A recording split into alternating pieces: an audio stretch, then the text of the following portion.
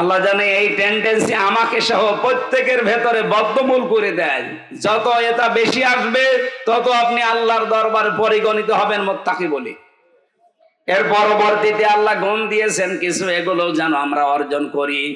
আল্লাযীনা ইউনফিকুনা ফিস-সাররাই ওয়াদ-দাররাই ওয়াল কাযিমিনাল গায়যা ওয়াল আফিনা আনিন নাস ওয়াল্লাহু ইউহিব্বুল মুহসিনিন।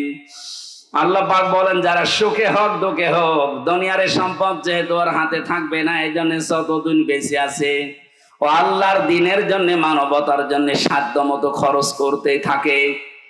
রাগ যদি হয় তার, সে রাগকে হজম করে।